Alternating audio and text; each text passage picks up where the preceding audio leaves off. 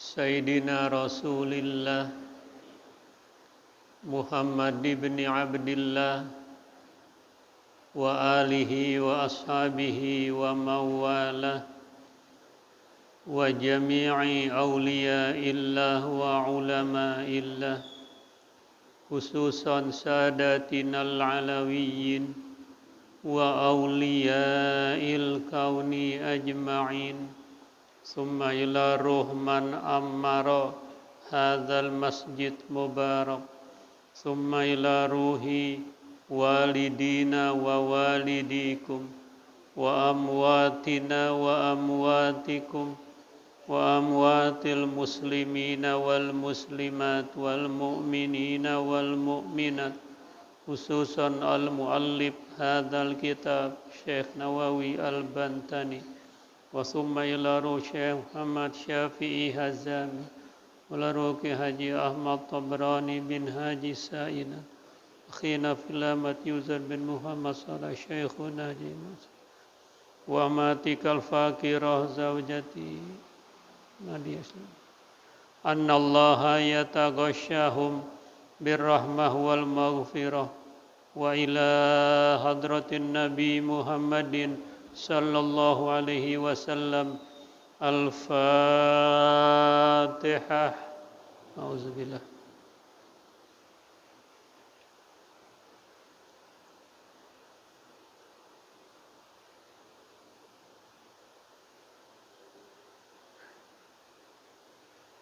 Bismillahirrahmanirrahim. Alhamdulillahi rabbil alamin. Wassalatu wassalamu ala ashrafil anbiya wal mursalin Sayyidina wa syafi'ina wa habibina wa maulana Muhammadin wa ala alihi wa ashabihi ajma'in.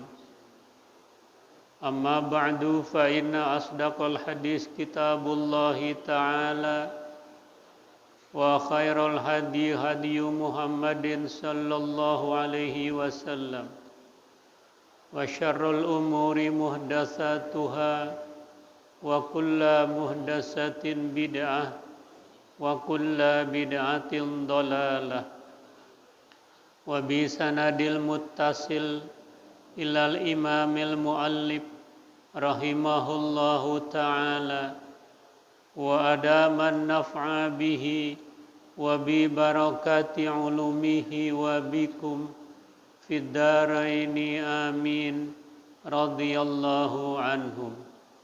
Rabbi yassir wa la tu'assir, Rabbi tammim bi khair. Babut tusa'iyyu.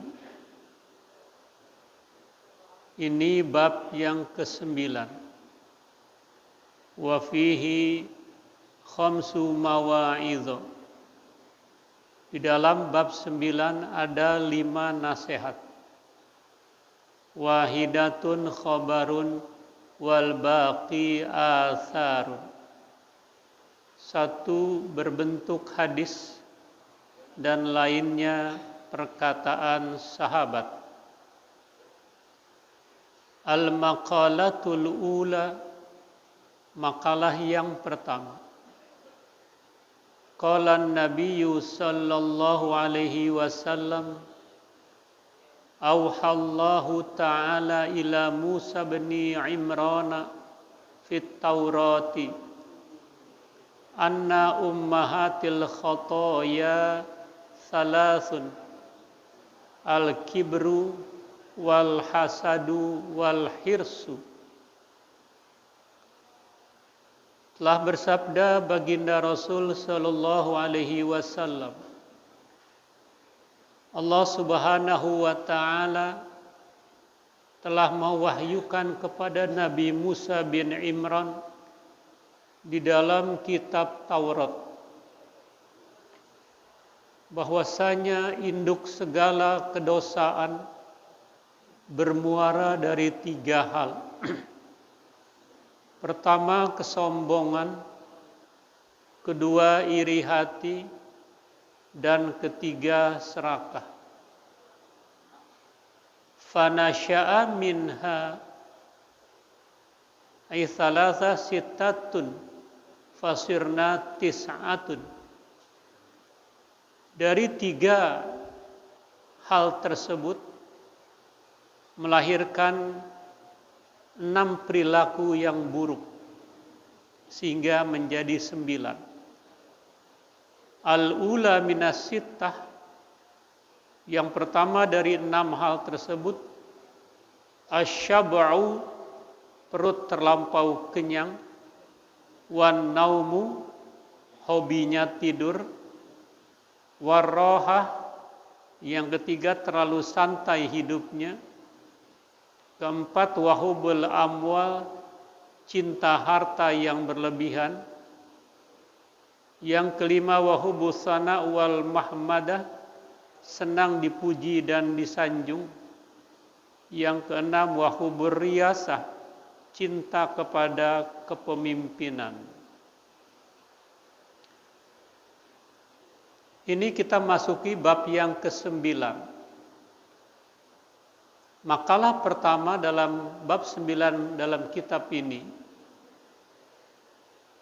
Nabi mengangkat satu kisah di dalam kitab Taurat, bahwa Allah Subhanahu wa ta'ala telah memberikan wahyu kepada Musa bin Imran di dalam Taurat, bahwa induk segala kedosaan, muara segala kesalahan seseorang itu berangkat dari 3 hal. Pertama, al-kibru, kesombongan. Dan ini Rasul kuatkan dengan hadis Nabi terkait apa yang Allah wahyukan kepada Nabi Musa. Yang pertama, kesombongan. Qala alaihi salatu wassalam, bersabda baginda Rasul sallallahu alaihi wasallam, al-kibru batarul haqqi wa ghamtun nas. Sombong itu menolak kebenaran dan menganggap remeh orang lain. Jadi manakala siapapun orangnya, apapun jabatan dan status sosialnya, manakala dia menolak kebenaran yang datangnya dari Quran, menolak kebenaran yang datangnya dari hadis Rasul, menolak keterangan yang disampaikan dalam qiyas dan ijma ulama yang mumpuni, yang mu'tabaroh kitab-kitab kajiannya, dia sudah masuk dalam koridor kesombongan. Orang yang sombong ini jangan lagi masuk ke dalam surga, mencium aroma surga pun tidak didapat kalau dia masih jumawa, menganggap dirinya yang paling berjasa, yang paling hebat, yang paling menentukan. Itu sudah masuk dalam koridor kesombongan. Bahkan Nabi Shallallahu Alaihi Wasallam menggunakan awal sabdanya dengan harfu nasbin, lai yadkhulal jannata man kana fi qalbihi khordalatun min kibrin. Enggak bakalan bisa masuk ke dalam surga orang yang di dadanya tersimpan benih-benih kesombongan.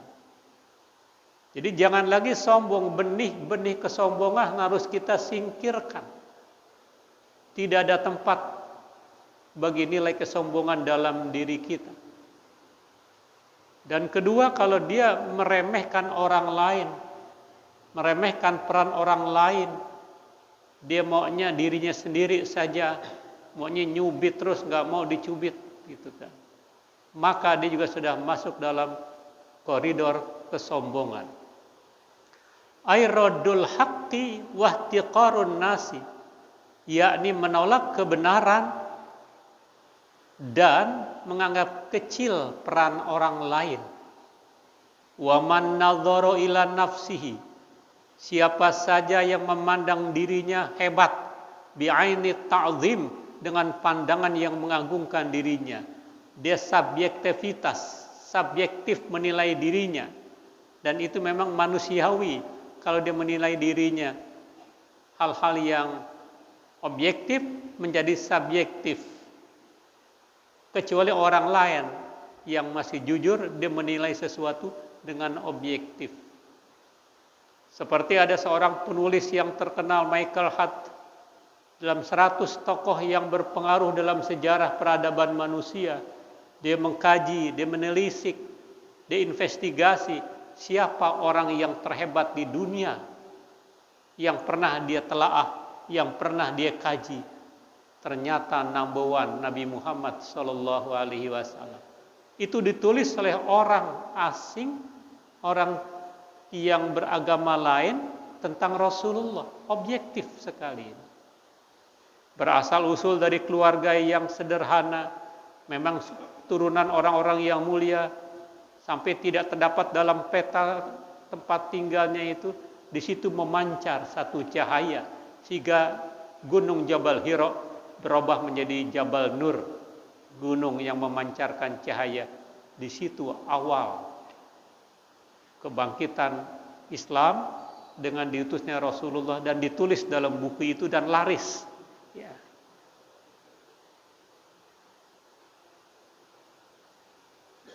Wa ila ghairihi bi'ainil istisghar fahuwa minal mutakabbirin.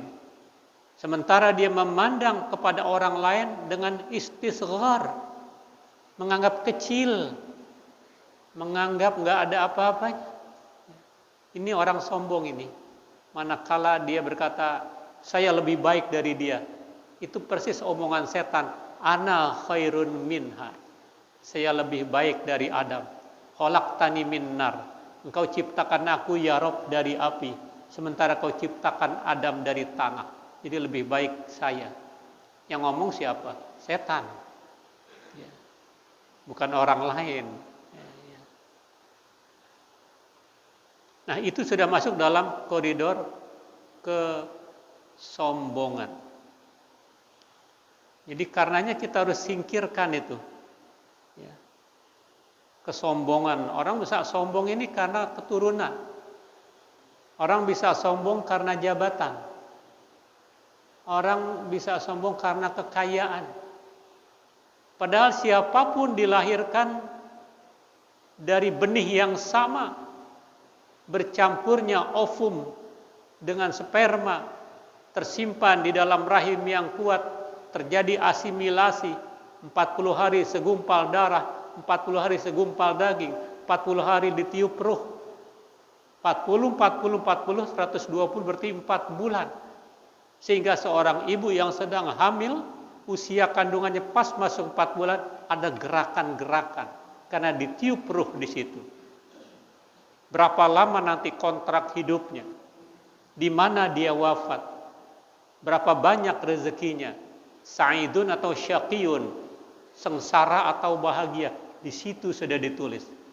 Karena itu ulama beristimbat untuk doakan anak bukan 7 bulan, tapi sebelum usia kandungannya 4 bulan, sebelum ditentukan oleh Allah. Di situ dia mengajukan proposal, di situ dia mengajukan permohonan agar anaknya kelak menjadi anak yang soleh, menjadi anak yang soleha. Dibacakan surah Yusuf, bapaknya yang baca, surah Maryam, emaknya yang baca, atau surah Muhammad, ayahnya atau kakek yang baca. Ini ngundang orang bagus baca surah Yusuf, baca surah Muhammad, tapi bapak emaknya kagak bisa ngaji dan tidak sholat lagi, tapi make ngundang-undang orang. Begitu lahir anaknya, mukanya kayak kaleng kerupuk, segi 4 kayak sepombok. Jangan salahkan surah Nabi Yusuf, jangan salahkan surah Al-Quran, surah Muhammad, nama bapaknya. Karena kullu mauludin yuladu alal fitrah. Setiap anak yang dilahirkan dalam keadaan suci.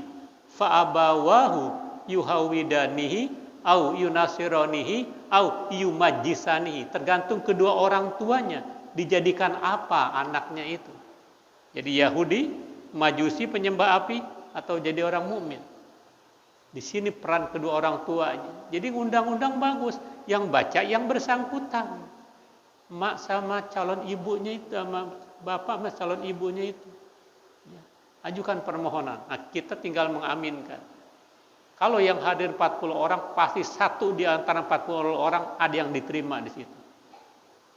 Saat saya nggak mampu buat undang 40 orang, undang 4 orang tapi yang ahli ibadah 4-4-nya. Karena bawa gerbong dia.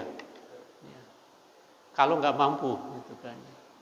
Itu sebelum 4 bulan, 7 bulan boleh jadi adat. Tapi skala prioritas sebelum 4 bulan sepekan, sebelum 4 bulan 15 hari, ajukan permohonan undang-undang orang. Ya. Apalagi hari Jumat, gitu ya. Itu doanya makbul. Ini yang pertama, Nabi sampaikan wahyu Allah kepada Nabi Musa bin Imran terkait induk segala kedosaan manusia. Pertama, kesombongan. Yang kedua, wal hasadu, iri hati. Qala Muawiyah radhiyallahu an, laisa fi khisali syarr a'dalu minal hasad. Yaqtulul hasid qabla ayyusala fil mahsudi. Berkata Muawiyah radhiyallahu an, tidaklah dianggap perilaku buruk yang lebih adil, yang lebih sepadan daripada iri hati. Jadi artinya iri hati ini puncak dari segala keburukan dosa seseorang dari iri hati. Dia nggak demen orang lain mendapatkan fasilitas, orang lain mendapatkan nikmat. Dia sebar isu yang bukan-bukan, dia bikin berita hoax. Ini iri hati. Dan iri hati dapat menghilangkan ibadah kita, pahalanya hilang. Nabi pesan kepada kita, iyyakum wal hasada, fa innal hasada yakulul hasanat kama takulun narul hatoba. Hati-hati kamu, jangan iri hati sama orang. Karena iri hati dapat menghilangkan kebaikan-kebaikan yang kamu lakukan. Hilang nilai pahala sholat kita, hilang nilai puasa kita, hilang nilai zakat kita, hilang nilai pahala umroh dan haji kita, manakala masih iri hati. Sebagaimana api melalap kayu bakar begitu cepatnya, sehingga beritanya jago merah melalap beberapa rumah. Itu amal kita menjadi hilang manakala iri hati, hasad. Karena hasad berarti penyakit rohani yang tersimpan di dalam lubuk manusia. Jauhkan juga ini iri hati. Dalam pandangan Islam yang boleh iri hati itu hanya dua. Ada seorang dermawan, dia setiap Jumat sedekah, memberikan bingkisan, bungkusan di masjid yang sedang ngaji. Kata orang lain, ya Allah, mudah-mudahan anak saya bisa seperti ini, melakukan hal yang sama. Itu boleh iri hati. Tapi iri hati yang buruk, ya duitnya gue tahu tuh. Bukan dia sebagai pembanding, tapi memojokkan orang itu. Yang kedua, iri hati yang dibolehkan itu seseorang dengan ikhlas ngajar kemana-mana, mengembangkan disiplin ilmu, dia menuntun umat, menjaga moral bangsa. Ada yang lihat, ya Allah, kapan anak saya kayak dia? Dia bisa juga melakukan hal yang sama, biar dakwah-dakwah di perkampungan. Itu boleh, hanya itu yang boleh iri hati. La hasada illa fisnatain. Tidak boleh iri hati kecuali dalam dua hal yang tadi itu. Digambarkan di sini. Orang yang iri hati itu yaqtulul hasid qabla ay yasil milal mahsud. Orang yang hasid dibunuh, yuqtalul hasid, dibunuh orang yang iri hati sebelum sampai yang diiri hatikannya itu. Artinya memakan dirinya sendiri. Yang ketiga, induk segala kedosaan wal hirsu, serakah. Ala dunia, serakahnya atas kehidupan dunia. Qala Malik bin Dinar, berkata Imam Malik bin Dinar rahimahullah, semoga Allah merahmatinya, idza saqamal badan, kalau badan kita lagi sakit ini, lam yanjah fihi ta'am. Gak bakal enak makan apapun, badan lagi kagak enak. Nah karena itu kita nawarin mak kita, bapak kita jangan nungguin sakit. Mumpung lagi seger, mak mau makan apa? Ayah mau makan apa? Ayah pengen makan sate maranggi, nak beliin. Kalau lagi sakit ditanya mau makan apa, kagak nafsu. Ya. Justru lagi seger buger. Ayah yuk ikut yuk. Kita bareng-bareng keluarga. Yuk kita makan istimewa. Raja Gurame dekat Cempaka Putih gitu kan ya. Nah itu kan lagi sehat diajaknya. Jangan lagi sakitnya, lagi ampok, lagi berak-berak, nawarin makan. Ya kagak nafsu itu kan ya. Jadi kalau badan lagi sakit, lam yanjah, nggak bakal enak itu. Ya. Makan apa juga kagak enak ya. Wala syarab, minum apapun tidak enak. Wala naum, tidur aja kagak enak. Bangun dulu, mendusin melulu. Kadang-kadang tenggorokan, kadang-kadang pada pegel. Usia lanjut, kanan kiri pada pegel, kesemutan melulu. Nah, lagi sehat, tawarin orang tua gitu. Insya Allah berkah. Ya. Nah itu iri hati, serakah.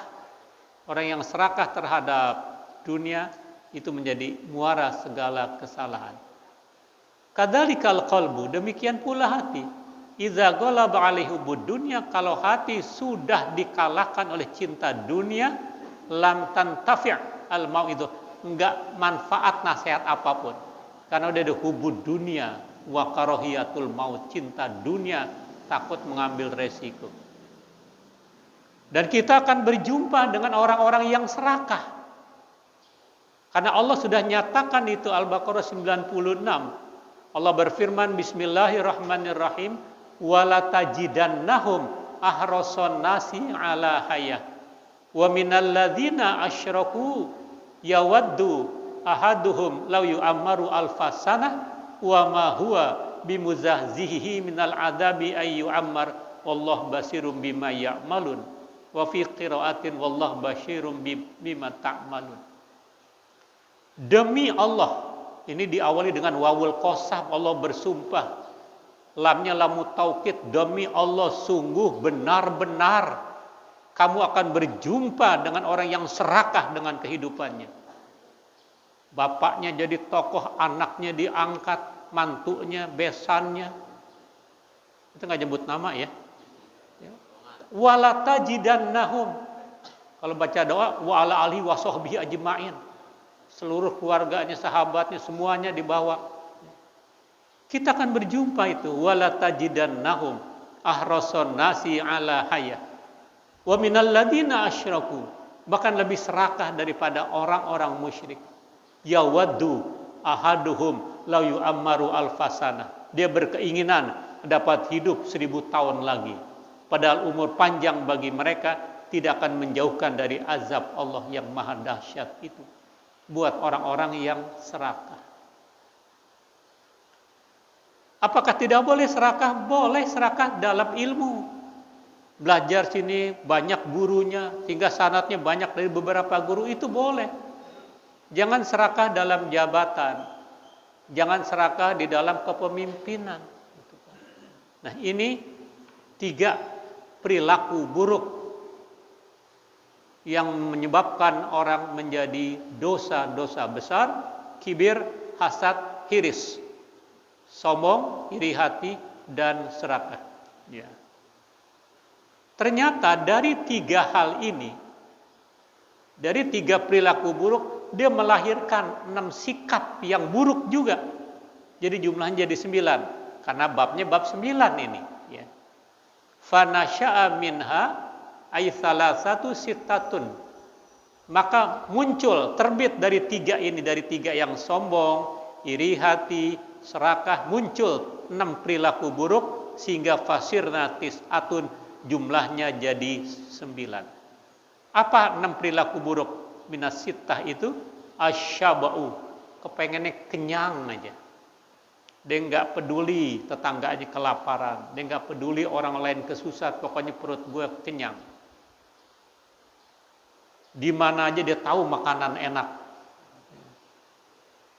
Ya. Nggak apa-apa, tapi harus menjaga keseimbangan, pola makan yang teratur. Kalau perlu terlampau kenyang, nggak merasakan penderitaan orang lapar. Karena puasa juga kagak, kenyang terus. Padahal berbagai macam penyakit munculnya dari perut kenyang. Al-bitnah asludta, nggak pernah minum air putih. Itu saya alami, ponakan saya usia baru 30 udah cuci darah gitu kan. Dan dia bilang, ya om saya tiap pagi habis minumannya seperti ini. Gagal ginjal itu kan, karena berarti kan pola makan itu yang nggak teratur. Ya. Itu syab'u, terlalu kenyang. Padahal saudara kita banyak yang kelaparan, saudara kita yang perlu mendapatkan sentuhan dan bantuan. Kalau lagi melebar lagi, lebih banyak lagi. Bagaimana saudara kita di Palestina, boro-boro makan tidur aja susah, boro-boro pakaian sampai makanan berebut. Gitu kan. Dia nggak merasakan itu karena terlampau kenyang. Itu dilahirkan dari 3 hal itu. Lalu yang kedua, wan naum, pengennya tidur. Ya. Karena pasti itu saling sambung menyambung. Orang banyak makan, banyak minum, enakan rebaan. Di balik, uncang-uncang kaki. Wah, dunia kayak punyanya, yang lain ngontrak. Gitu kan. An-naum, tidur. Bangun tidur, tidur lagi. Gitu kan. Persis kayak Mbah Surip gitu, tidur lagi. Ya. Ini diakibatkan dari perilaku tadi itu. Yang ketiga, warrohah, aizawalul masyaqqat. Hidupnya terlalu santai sehingga nggak ada kesusahan buat dia, tapi nggak peduli dengan lingkungan, nggak peduli dengan masjid, nggak peduli dengan majelis taklim, masa bodoh. Tapi kritiknya paling tajam, nyumbang kagak, sholat kagak, gitu kan.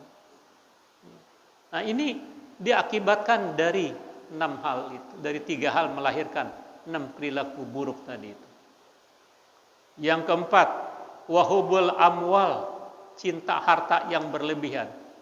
Qala Sayyidi Abdullah Al-Haddad, berkata Sayyid Al-Habib Abdullah bin Alwi Al-Haddad, yang kita terkenal Nasuh Diniyah itu, qadasa sirrahu, semoga Allah sucikan sukmanya. Wa alaika bi ikhraji hubbid dinar wa dirham, singkirkan, keluarkan dari dirimu cinta dirham dan dinar yang berlebih-lebihan, cinta harta yang berlebih-lebihan. Karena orang yang sebelum kamu itu hancur karena urusan itu, cinta yang berlebih-lebihan. Hatta yasironi indaka bimanzilatil hajar wal madad, hingga jadilah seperti batu dan seperti gumpalan-gumpalan itu. Itu karena terlalu cinta kepada dunia. Yuhibuna malan hubban jamma, mereka cinta harta yang berlebihan. Padahal nanti harta kita akan ditanya, min aina iktasabahu wa fima anfaqahu, dari mana dan kemana. Kita harus kaya, boleh, agar masjid kekurangan dana, musola, madrasah kekurangan dana, ajak orang-orang tertentu. Nggak perlu minta duit di lampu merah, karena lampu merah belum semuanya orang Islam yang lewat itu. Nggak semua di bis kota orang-orang Islam. Nah, orang kaya tergerak, orang kaya, jadi harus kaya, tapi dengan cara yang wajar. Jangan korupsi, jangan manipulasi, jangan intimidasi. Hindarkan itu semuanya. Ya. Nah, itu kita akan berjumpa tadi orang yang serakah, yang cinta harta berlebih-lebihan, sehingga Rasulullah menggambarkan 15 abad, hampir 15 abad. Kondisi posisi umat Islam akhir zaman seperti meja hidangan. Semua mengambil, dikeroyok bahasa sekarang, diambil di situ manfaat-manfaat dari umat Islam itu. Sehingga kata sahabat, min kilatin nahnu yauma idzin ya Rasulullah, kenapa kita diperlakukan seperti itu? Apakah kita tergolong minoritas? La bal antum yauma idzin katsirun, kamu banyak, kamu mayoritas. Walakinnakum gusaun ka gusais sail, tapi kamu mayoritas bagikan buih di lautan yang tidak punya daya dobrak, yang tidak punya kekuatan, artinya ngikut angin nyari selamat, jadi pengkhianat bangsa, pengkhianat agama. Itu yang Nabi sabdakan itu. Penyakitnya hubud dunya wa karahiyatul maut. Cinta dunia, cinta harta. Yang kelima, wa hubus sana wal mahmadah. Dia cinta kepada sanjungan orang dan pujian orang. Wa alaika bi ikhraji hubil manzilah indan nas min qablik hatta yastawiya indaka badhuhum wa zimmuhum. Lazimkan kamu keluarkan cinta pangkat di sisi manusia, ya, dari orang yang sebelum kamu sampai merata, sampai sama di sisimu sanjungan dan cacian. Artinya kalau bahasa Pak Anies, jangan terbang dengan sanjungan orang, tapi jangan tumbang dengan cacian orang, biasa saja. Dia nggak peduli, yang penting bagaimana Allah yang memuji, bukan orang yang memuji. Lihat Rasulullah yang muji siapa? Allah. Wa innaka la'ala khuluqin azim. Sesungguhnya engkau memiliki budi pekerti yang agung, akhlak yang mulia. Yang ngomong begitu siapa? Allah. Ini namanya puji qadim pada hadis. Allah memuji Nabi Muhammad sallallahu alaihi wasallam karena perilakunya, karena akhlakul karimahnya yang mulia itu. Ini yang mahal. Ini yang kita kepengen, sanjungan pujian datangnya dari Allah Subhanahu wa taala. Yang terakhir, wa hubur riyasah, cinta pangkat. Wa alaika bi ikhraji hubil jah indan nas min qablik. Lazimkan kamu untuk mengeluarkan kecintaan kepada pangkat jabatan di sisi manusia, hatta yastawiya indaka iqbaluhum, sehingga sama saja bagimu menghadap, ya, maju atau mundur, naik atau biasa, itu menjadi rotasi kehidupan. Sehingga orang-orang yang siap memasuki masa pensiun, orang-orang yang standar imannya berfungsi, akhlaknya bagus, dia nggak takut menghadapi masa pensiun. Kenapa harus takut? Itu biasa. Kita lahir nggak bawa apa-apa, nggak punya apa-apa. Jangan lagi pakaian, jangan lagi jabatan, sehelai benang nggak ada. Kalau standar imannya berfungsi. Tapi kalau orang standar imannya tidak berfungsi, memasuki masa pensiun, terjadi kekalutan. Bagaimana ini? Dikit lagi MPP, masa pensiun. Waduh, saya nggak dapat tunjangan. Wah, rumah dinas diambil, kendaraan dinas dicabut, istri dinas, oh nggak ada istri dinas ya. Terjadi post power syndrome karena biasa dihormatin. Keluar mobil aja dibukakan pintu, masuk kantor orang pada hormat. Coba pensiun, siapa yang mau menghormat mente? Bagi dia biasa. Kembali ke masjid, kembali ke masyarakat, mengabdi. Karena pengabdian tidak harus dalam jabatan-jabatan tertentu. Yang penting bagaimana khairun nas anfa'uhum linnas. Sebaik-baik manusia yang hidupnya bermanfaat buat orang lain. Jangan sampai kita menyakiti orang tua padahal belum bisa memberikan sesuatu kepada orang tua. Jangan sampai kita mengotori kampung kita. Kita belum bisa banyak berbuat buat kampung kita. Yuk satukan bangsa, yuk satukan umat. Karena banyak orang yang ingin membentur-benturkan konflik internal, konflik persaudaraan, ya, benturan-benturan dan sebagainya itu.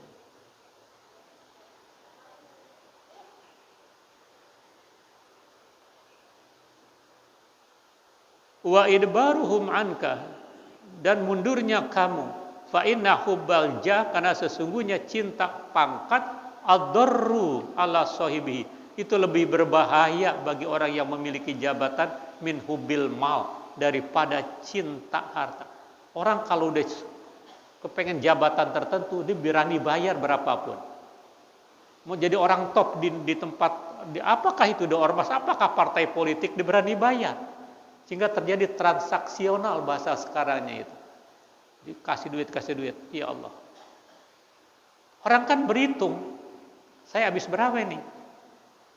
Apalagi yang otak bisnis, dia kan harus pulang lagi tuh modal. Terjadilah korupsi, terjadilah manipulasi. Nauzubillah. Jadi udah kita biasa-biasa aja. Sekarang bagaimana berbuat untuk persiapan bekal kita pulang kampung akhirat gitu kan ya. Wa kalamuhuma dallani, perkataan keduanya menunjukkan ala raghbah fid dunya, yang menandakan orang terdorong termotivasi untuk kesenangan dunia. Wa aslu hubbil jah, dan asal cinta pangkat itu adalah hubut ta'zim, dia kepengen disanjung, kepengen diangkat-angkat. Sekarang jangan lagi level nasional, level kota saja orang berani ngasih duit 30 juta, 20 juta. Ya saya ngomong saya tahu gitu ya. Ngasih duit, ngasih laptop, pilih saya. Kan kalau sudah begitu apa nggak masuk dalam ar-rashi wal murtashi? Ya, gitu kan. Fal azamah min sifatillah. Padahal keagungan adalah sifat-sifat Allah, yang berhak disanjung, yang punya kebesaran adalah Allah. Wa amma hubul mal fa asluhu hubbut tamattu' bisyahwat. Adapun cinta kepada harta asalnya adalah cinta kesenangan dengan syahwat, bisyahwat. Wa dzalika min sifatil bahaim. Itulah sifat-sifat kebinatangan. Gitu kan. Maunya senang, maunya coba lihat kucing. Kucing dikasih lain, nyolong lain. Karena pengen kesenangan. Wajar, karena kucing gak punya akal. Kita punya akal, jangan sama dengan bahaim. Sekira ini wallahu a'lam bissawab. Selesai makalah pertama dari Babut Tusa'i. Semoga bermanfaat dan kita bisa mengambil manfaat pelajaran dari apa yang kita kaji bersama. Wallahu a'lam bissawab. Sebelum kita selesai